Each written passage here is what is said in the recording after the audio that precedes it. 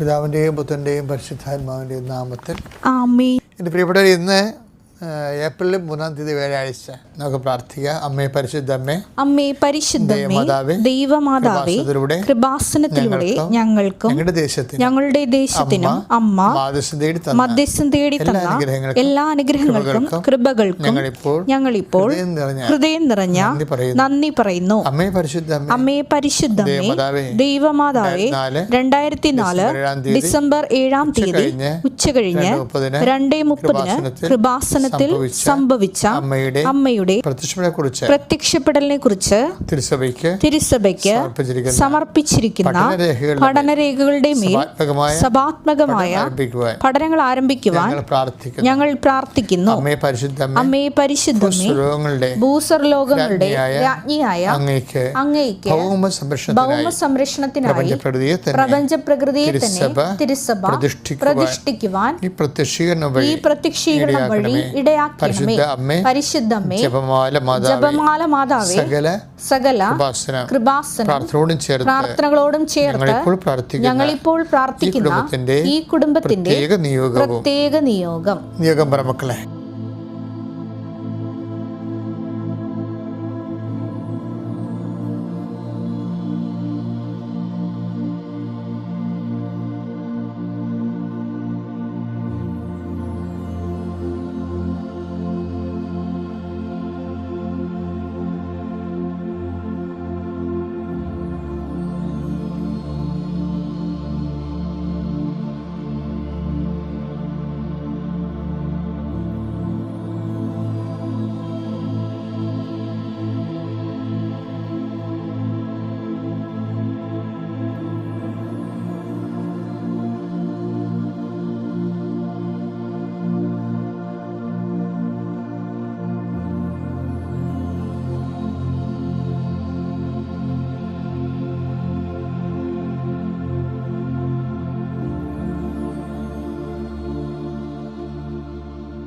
അമ്മയുടെ പ്രത്യക്ഷീകരണത്തിന്റെ ഈ അനുഗ്രഹവേളയിൽ ഞങ്ങൾക്ക് സാധിച്ചു തരുവാൻ കനിയണമേ. ആമേൻ. വിശ്വാസ പ്രമാണം. സർവശക്തനായ പിതാവും ആകാശത്തിന്റെയും ഭൂമിയുടെയും സൃഷ്ടാവുമായ ദൈവത്തിൽ ഞാൻ വിശ്വസിക്കുന്നു. അവിടുത്തെ ഏകപുത്രനും ഞങ്ങളുടെ കർത്താവുമായ ഈശോമിശിഹായിലും ഞാൻ വിശ്വസിക്കുന്നു.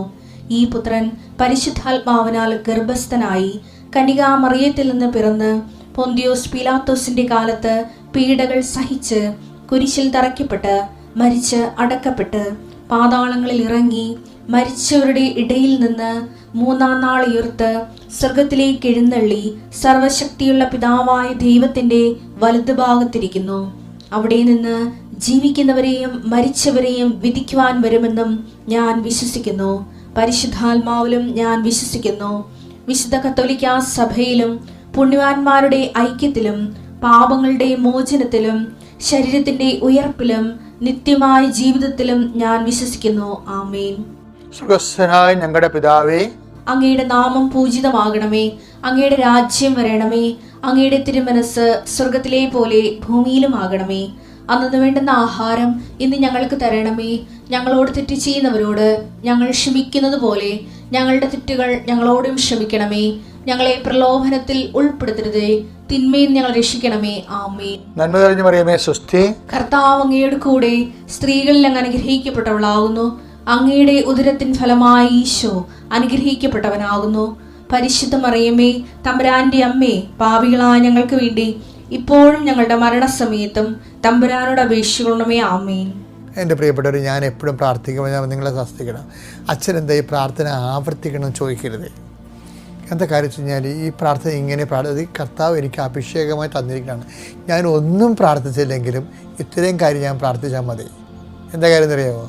അതിനൊരു ബൈബിൾ ഒരു സ്പിരിച്വൽ ഹിസ്റ്ററി ഉണ്ട്. എന്താണ്? കർത്താവ് ഇതിൻ്റെ ഉന്നതമായ നാമത്തിന് സ്വന്തം ചെയ്യുന്നു. 39 കൊല്ലം അർപ്പിച്ച കുർബാനയുടെ യോഗ്യതയാൽ കൃപാസാൽത്താറെ ജീവനോടെ പ്രത്യക്ഷപ്പെട്ട പരിശുദ്ധ അമ്മയുടെ മാധ്യസ്ഥതയിൽ കൃപാസാൽത്താറ് നടന്ന 10,000-കണക്കിന് ആരാധന ശക്തിയാൽ പിതാവിൻ്റെയും പുത്രൻ്റെയും പരിശുദ്ധ നാമത്തിൽ ഞാൻ നിങ്ങളെ ആശീർവദിക്കുന്നു. കർത്താവ് അങ്ങയുടെ മക്കളുടെ യാത്രകളെ ആശീർവദിക്കുന്നു. ഇന്ന് മനസ്സ് കുഴങ്ങിയിരിക്കുന്ന ആൾക്കാരുണ്ട്. ഈശോയെ, എന്ത് തീരുമാനം എടുക്കണം, അങ്ങോട്ട് പോകണോ പോകണ്ടേ, സംസാരിക്കണോ വേണ്ടേ, കൊടുക്കണോ, ആ സ്ഥലമായാലും ശരി വഴിയായാലും ശരി കൊടുക്കണോ വേണ്ടേ, ഇങ്ങനെ ഒരു കൺഫ്യൂഷനുള്ള എല്ലാ വിഷയത്തിൻ്റെ മേലും കർത്താവ് പരിശുദ്ധാത്മാവ് കൺഫ്യൂഷൻ ഇല്ലാത്ത ആത്മാവല്ല. അപ്പോൾ പരിശുദ്ധാത്മാവ് നമ്മൾ ഇറങ്ങി വരുമ്പോൾ ഈ വ്യക്തത ഉണ്ടായ വിഷയത്തെക്കുറിച്ച് കർത്താവായിരുന്നെങ്കിൽ ആ വിഷയം എങ്ങനെ കൈകാര്യം ചെയ്യുമായിരുന്നു എന്ന് ഒറ്റ ചോദ്യം ചോദിച്ചാൽ നിനക്ക് എടുക്കാനുള്ള കൃത്യ ഉത്തരം കിട്ടും. കർത്താവെ, അതുപോലെ തെളിമയുള്ള ഉത്തരങ്ങൾ കിട്ടാൻ അങ്ങയുടെ മക്കളെ ഞാൻ ഈ സമയം സമർപ്പിച്ച് പ്രാർത്ഥിക്കുന്നു. ദുരൂഹമായ സാഹചര്യങ്ങൾ, സന്നിഗ്ധമായിട്ടുള്ള സംസാരങ്ങൾ, ഇടപാടുകൾ, അവിടെയെല്ലാം ഒരു തീരുമാനമെടുക്കാൻ, ഒരു നിലപാടെടുക്കാൻ, ഒരു സംസാരിക്കാൻ കർത്താവ് നിനക്ക് തെളിമയുടെ ആത്മാവിന് നൽകട്ടെ എന്ന് പ്രാർത്ഥിക്കുന്നു. നിനക്കിനി ഭാരപ്പെടുന്ന ദിവസങ്ങളിലൂടെ കടന്നു പോവുകയാണ്. നിൻ്റെ മക്കളെ പഠിപ്പിക്കണം, ഉന്നത വിദ്യാഭ്യാസം വേണം, അതിനുള്ള തീരുമാനം എടുക്കേണ്ട സമയമാണ്. ഗ്രൂപ്പിനെക്കുറിച്ച് സംശയമുണ്ടാകും. കുഞ്ഞുങ്ങളെ ഏത് ഗ്രൂപ്പ് എടുപ്പിക്കണം, എക്കണോമിക്സ് വേണോ, സയൻസ് വേണോ, മാത്സ് വേണോ എന്നൊക്കെ ചിന്തിച്ച് പ്രാർത്ഥിക്കുന്ന അനേകം മക്കൾ കർത്താവെ, ഇപ്പോഴും ഞാൻ ഈ പ്രഭാതത്തിൽ ആ മാതാപിതാക്കന്മാരെ ഇപ്പോഴും അവരുടെ ശിരസ്സിൽ നിൻ്റെ കൈ വെക്കണം പ്രാർത്ഥിക്കുന്നു. കൃപാസനം നടന്ന 10,000 ആരാശക്തിയാൽ അവർക്ക് ബോധോദയം ഉണ്ടാകാനും അവരെടുക്കുന്ന തീരുമാനം തെറ്റാതിരിക്കാനും അവർക്ക് അതിൻ്റെ ആത്മവിശ്വാസത്തോടുകൂടി ഇത് കറക്റ്റ് തീരുമാനമാണ് എന്ന് പറഞ്ഞ് അവർക്ക് ദൈവത്തിൻ്റെ കൃപയിലൊരു തീരുമാനം എടുക്കാൻ, മക്കളെക്കുറിച്ചും ജീവിതത്തെക്കുറിച്ചും കല്യാണത്തെക്കുറിച്ചും വിവാഹത്തെക്കുറിച്ചും കുഞ്ഞുങ്ങളെക്കുറിച്ചും അവരുടെ പഠനത്തെക്കുറിച്ചും കൃത്യമായ തീരുമാനമെടുക്കാൻ കർത്താവ് നിന്നെ ആശീർവദിക്കട്ടെ. കർത്താവ് നിൻ്റെ വിശുദ്ധ പൗരോഹിത്യത്തെ മഹത്വപ്പെടുത്തുന്ന കണ്ണീരോടെ പ്രാർത്ഥിക്കുന്നു. ശ്വാസകോശ രോഗികളുണ്ട് ഈശോയെ, അവരെ നീ സുഖപ്പെടുത്താനായിട്ട് കാണിക്കുന്നുണ്ട്. കർത്താവ് ശ്വാസകോശ രോഗി, കർത്താവ് രക്തത്തിന് കളർ മാറിയിട്ട് ഓറഞ്ചിൻ്റെ നീര് പോലെ ആയിപ്പോണ് രക്തത്തെ, ആ രോഗമുള്ളവരെ കർത്താവ് ഇപ്പോൾ സുഖപ്പെടുത്തുന്നുണ്ട്. എൻ്റെ കർത്താവിൻ്റെ ഉന്നതമായ നാമത്തിൽ സഭയുടെ അധികാരത്തിൽ കുരിശിൻ്റെ അടയാളത്തിൽ ഉച്ച മുതൽ ഉള്ളംകാല് വരെ കർത്താവിൻ്റെ രക്തം പടരട്ടെ. എല്ലാ കോശങ്ങളിലും പേശികളിലും അസ്ഥികളിലും അസ്ഥിക്കുഴലിലും അസ്ഥിഞരമ്പുകളിലും ശരീരകോശങ്ങളിലും കർത്താവിൻ്റെ രക്തം പടരട്ടെ. എൻ്റെ കർത്താവിൻ്റെ ഉന്നതമായ നാമത്തിൽ സഭയുടെ അധികാരത്തിൽ കുരിശിൻ്റെ അടയാളത്തിൽ ദൈവശക്തിയാൽ നിൻ്റെ വരുമാന മാർഗങ്ങളെ കർത്താവ് ആശീർവദിക്കട്ടെ. നിൻ്റെ കടകമ്പോളങ്ങൾ, വ്യാപാര വ്യവസായങ്ങൾ, ഏജൻസികൾ, നിനക്ക് എവിടുന്നാണ് പണം ലഭിക്കുന്നത്, അതിൻ്റെ തടസ്സമായി നിൽക്കുന്നത്, ആ തടസ്സങ്ങൾ ഈ നിമിഷം ഞാൻ അർപ്പിച്ചിട്ടുള്ള 10,000 കുർബാൻ്റെ ശക്തിയാൽ ഞാൻ ബന്ധിക്കുന്നു. ദൈവവേദലെ നീ സ്വതന്ത്രനാവുക. നിൻ്റെ കാര്യങ്ങൾ നിനക്ക് ഒറ്റയ്ക്ക് ചെയ്യാൻ പറ്റാത്തതിൻ്റെ പേരിൽ ഉറക്കവും ക്ഷീണവും കൊണ്ടുകൊണ്ട് നിൻ്റെ മനസ്സ് ഭാരപ്പെട്ടിട്ടുണ്ടെങ്കിൽ കർത്താവിൻ്റെ വിശുദ്ധമായ രക്തം നിന്നെ തളിക്കപ്പെടുകയും നിന്നെ കർത്താവ് വീണ്ടെടുക്കുകയും നിനക്കത് ഈസിയായിട്ട് ചെയ്യാൻ പറ്റുന്ന ഒരു സംവിധാനത്തെ കർത്താവ് നയിച്ചു കൊണ്ടുപോവുകയും ചെയ്യട്ടെ. എൻ്റെ കർത്താവിൻ്റെ ഉന്നതമായ നാമത്തിൽ നീ ഇപ്പോൾ പുറപ്പെട്ട് രാത്രി തിരിച്ച് നിന്റെ വീട്ടിലെത്തുന്നവരെ ചെയ്യേണ്ട എല്ലാ ഉദ്യമങ്ങളിലും, ജോലികളിലും, ജോലിഭാരങ്ങളിലും, തീരുമാനങ്ങളിലും, യാത്രകളിലും, ഉപയോഗിക്കുന്ന വാഹനങ്ങളിലും, നടക്കുന്ന എല്ലാ മേഖലകളിലും കർത്താവിൻ്റെ ശക്തി നിൻ്റെ ഹൃദയത്തെ സ്പരിക്കട്ടെ, നിൻ്റെ ശരീരത്തെ സ്പർശിക്കട്ടെ. നിൻ്റെ കർത്താവിൻ്റെ ശക്തി ഉച്ചമുള്ളംകാലം വരെ നിന്നെ അനുഗ്രഹിക്കട്ടെ. എൻ്റെ പ്രിയപ്പെട്ടവരെ, അവലംബങ്ങളുടെ അവസ്ഥാന്തരങ്ങൾ എന്നുവെച്ചാലേ ഈ രസകരമായ ഒരു വാക്ക് ഈ ദിവസം എൻ്റെ ശ്രദ്ധയിൽപ്പെട്ട്, നമ്മുടെ ജോഷുവയുടെ പുസ്തകമാണ് 5:11 വായിച്ചേ. പിറ്റേ ദിവസം അവർ ആ ദേശത്തെ വിളവിൽ നിന്ന് ഉണ്ടാക്കിയ പുളിപ്പില്ലാത്ത അപ്പവും വറുത്ത ഗോതമ്പും ഭക്ഷിച്ചു. പിറ്റേന്ന് മുതൽ മന്ന വർഷിക്കാതായി. ഇസ്രായേൽ ജനത്തിന് പിന്നീട് മന്ന ലഭിച്ചില്ല.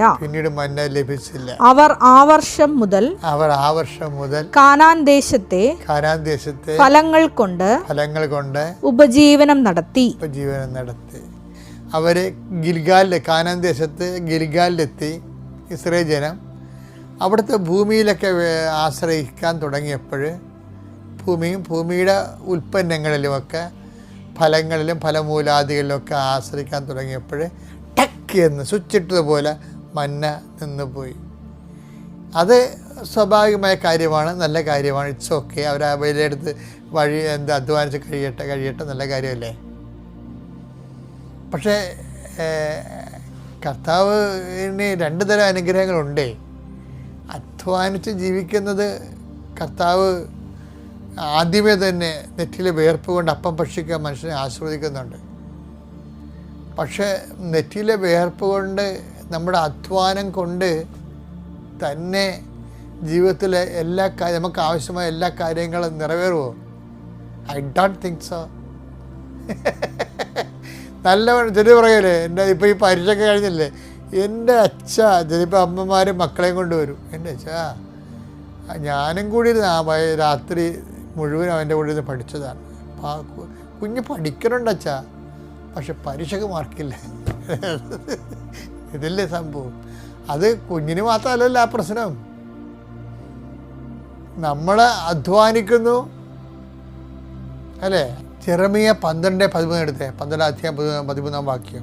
അവർ ധാന്യം വിതച്ചു, അവർ ധാന്യം വിതച്ചു, മുള്ളു കൊയ്തു, കഠിനാധ്വാനം ചെയ്തു, ഫലമൊന്നും ഉണ്ടായില്ല.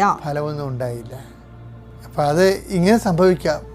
ഇപ്പം ആ കൊച്ചിനെ കുറിച്ച് പറഞ്ഞു, എൻ്റെ അച്ഛോ ഞാനും കുഞ്ഞും കൂടി 4 മണി വെളുപ്പിനെ വന്നിരുന്ന് പഠിച്ചതാണ്.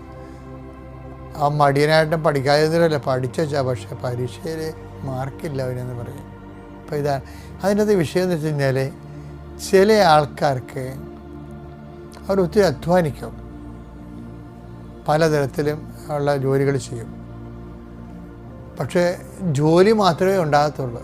ദൈവത്തെ മാറ്റി നിർത്തിക്കൊണ്ടാണ് ഇവർ ഈ വിഷയങ്ങൾക്കെല്ലാം. ഇപ്പം എപ്പോഴും നമ്മൾ നമുക്ക് എന്തും ചെയ്യാം, ദൈവം അതിൽ കക്ഷിയാണോ എന്ന് നോക്കണം. ആചാര അനുഷ്ഠാന പ്രകാരമുള്ളത്, ഇപ്പം നിങ്ങൾ പള്ളിയിൽ പോകുന്നുണ്ട്, കുടുംബ പ്രാർത്ഥന നടത്തുന്നുണ്ട്, അങ്ങനെയല്ല. കഴിഞ്ഞ ദിവസങ്ങളിൽ ഒരു ധ്യാനഗുരു പ്രസംഗിച്ചത് എന്താണെന്നറിയാമോ? യൂറോപ്പിന് വിശ്വാസം പോയെന്ന് ആരാ നിങ്ങളോട് പറഞ്ഞത്? അവിടെ ആധ്യാത്മിക ജീവിതത്തിലും അനുദിനമുള്ള ജീവിതത്തിലും സത്യസന്ധമായ സുവിശേഷ മൂല്യങ്ങളുണ്ട്. സത്യം, നീതി, സാഹോദര്യം, അതെല്ലാം ഉണ്ട്. ഞാൻ നോക്കിയപ്പോൾ കറക്റ്റാണ് ആ പറഞ്ഞിരിക്കുന്നത്. നമ്മളിലെ ആചാരാനുഷ്ഠാനങ്ങൾ ഭയങ്കര കൂടുതലാണ്, പക്ഷേ ജീവിതത്തിൽ സത്യമില്ല.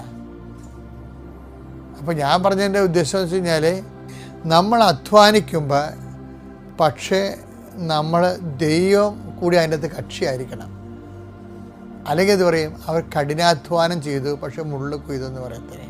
എന്നുവെച്ചാൽ ദൈവം കക്ഷിയാണത് പ്രാർത്ഥിക്കണതിൻ്റെ പള്ളി പോണതും പ്രാർത്ഥിക്കണം മാത്രമല്ല, നമ്മുടെ നിലപാട്, ചതി, വഞ്ചന, പാരവെപ്പ്, സൂചിവെപ്പ്, മറ്റുള്ളവരെ മത്സരിച്ച് ഒറ്റപ്പെടുത്തുക, ദൈവത്തിൽ നിരക്കാത്ത ജീവിതം ഉണ്ടാകുകയും പിന്നെ നമ്മൾ ആചാരാനുഷ്ഠാനങ്ങളുടെ ജീവനത്തിന് ദൈവത്തിന് ചേർത്ത് നിർത്താന്ന് വെച്ചാൽ ദൈവം ചേരത്തില്ല. അപ്പം ദൈവത്തെ കൂട്ടി വെക്കുക എന്ന് വെച്ചാൽ അതൊരു ജീവിത രീതിയാണ്, സുവിശേഷവിഹിതമായ. അങ്ങനെ വരുമ്പോൾ അധ്വാനങ്ങൾ ഇരട്ടി ഫലം ഉണ്ടാക്കും. അധ്വാനങ്ങൾ ഇപ്പം സങ്കീർത്തനം 4:7 എടുത്ത്, ധാന്യത്തിന്റെയും വീഞ്ഞിന്റെയും സമൃദ്ധിയിൽ അവർക്കുണ്ടായതിലേറെ ആനന്ദം എന്റെ ഹൃദയത്തിൽ അങ്ങ് നിക്ഷേപിച്ചിരിക്കുന്നു. അപ്പൊ എല്ലാത്തിനേക്കാളുള്ള ആനന്ദം നമ്മൾ നിക്ഷേപിക്കാൻ ദൈവത്തിന് കഴിയും. അപ്പം അതുകൊണ്ട് തന്നെ ആയിരിക്കണം ദൈവത്തെ അവലംബിക്കുമ്പോൾ സുവിശേഷ വിഹിതമായ ഒരു ജീവിത സമീപനം ആവശ്യമായി വരണത്. അങ്ങനെ നമ്മുടെ സുവിശേഷ ജീവിതത്തിൽ നമ്മൾ വളരെ ഈ ഫിയേഴ്സ് ഓഫ് പർട്ടിക്കുലർ വളരെ പ്രാധാന്യത്തോടെയാണ് സുവിശേഷ ജീവിതം ജീവിക്കണമെന്നുണ്ടെങ്കിൽ ഓട്ടോമാറ്റിക്കായിട്ട് നിൻ്റെ ജീവിത വിഷയത്തിൽ ദൈവം കക്ഷിയായിരിക്കും. എന്നാൽ പിന്നെ തിരിഞ്ഞു നോക്കേണ്ടി വരത്തില്ല. Praise the Lord.